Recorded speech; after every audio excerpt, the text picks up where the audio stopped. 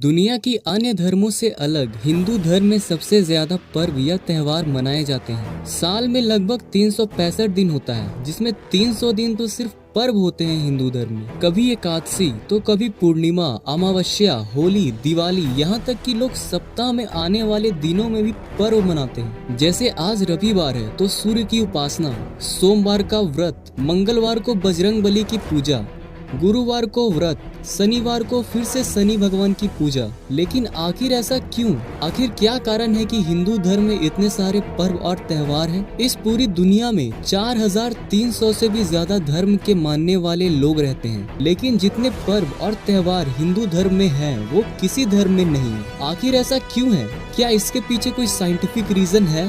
दोस्त, क्या आपके मन में कभी ये सारे सवाल आए हैं? क्या आपने कभी ये सोचा है कि आखिर ऐसा क्यों है? इस वीडियो को एकदम लास्ट तक देखना, क्योंकि जो बातें आपको इस वीडियो में पता चलने वाली है वो आपको शायद ही किसी ने बताई हो। आज से कुछ सालों पहले तक पूरी दुनिया ये मानती थी कि ancient Greek civilisation, Egyptian civilisation, Mayan civilisation, Roman civilisation इस दुनिया की सबसे प्राचीन सभ्यता है। वर्षों से लोग यही मानते आ रहे थे, लेकिन लोगों का भ्रम तो तब टूटा जब पहली बार लोगों ने भारत की सभ्यता, सिंधु घाटी सभ्यता को देखा। जब ये सभ्यता मिली तो बहुत सारे आर्कियोलॉजिस्ट को तो अपनी आंखों पर यकीन भी नहीं हो रहा था।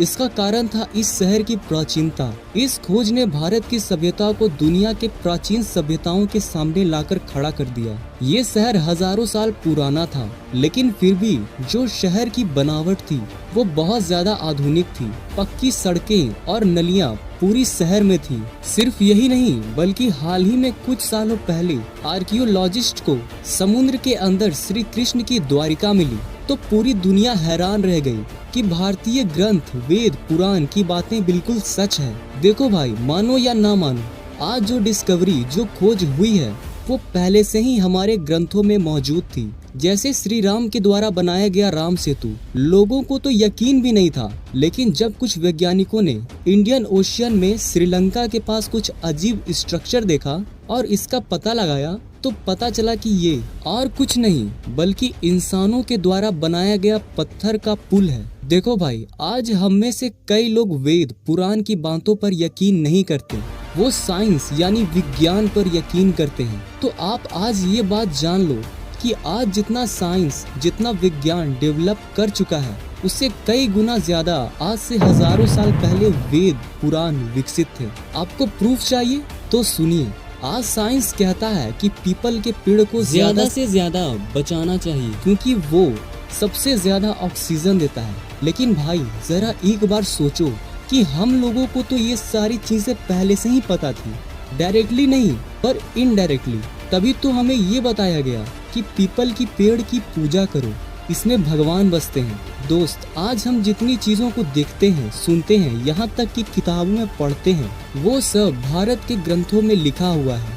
हाँ, मैं ये बात मानता हूँ, डायरेक्टली नहीं बट इनडायरेक्टली वो सारी बातें उसमें लिखी हुई है। देखो, आज से हजारों साल पहले भारत के ऋषि मुनियों को ये बात पता थी और वो ये भी जानते थे कि यदि हमने इन लोगों को बताया कि ये साइंस यानी विज्ञान है तो लोग नहीं मानेंगे। इसीलिए उन्होंने इन सभी चीजों को धर्म से रिलेट कर दिया, ताकि लोगों के अंदर धर्म का डर बना रहे और लोग हमारी धरती माँ का संतुलन बनाए रखें। इसीलिए हिंदू धर्म में इतने सारे पर्व और त्योहार हमें देखने को मिलते हैं। हर पर्व की अपनी एक अलग साइंस होती है, जो इनडायरेक्टली रूप से हमें और हमारे पर्यावरण को लाभ पहुँचाता ही रहता है। जैसे होली के पीछे छुपी साइंस को मैंने अपनी पिछली वीडियो में आपको बताया है। और दिवाली अमावस्या को होती है, जिस रात चांद नहीं रहता और उस समय कीट पतंग बहुत ज्यादा होते हैं और वो रात में प्रकाश की तलाश में रहते हैं। जब हम दिवाली की रात दीपक जलाते हैं तो कीट पतंग प्रकाश की तरफ अट्रैक्ट होते हैं और फिर दीपक की आग के कारण जलकर मर जाते हैं। तो ये सारी चीजें हैं जो हमारे पर्व और त्योहार के पीछे छुपी हुई है, जो हमें इनडायरेक्टली रूप से लाभ पहुंचाता ही रहता है। लेकिन आज मुझे बहुत दुख से कहना पड़ रहा है कि लोग आज हमारी प्राचीन सभ्यता को भूलते जा रहे हैं, जिसके कारण आज प्रकृति का संतुलन बिगड़ता जा रहा है। लोग अपनी धरती माँ को गंदा करने लगे हैं। यदि ऐसा ही चलता रहा तो वो दिन दूर नहीं है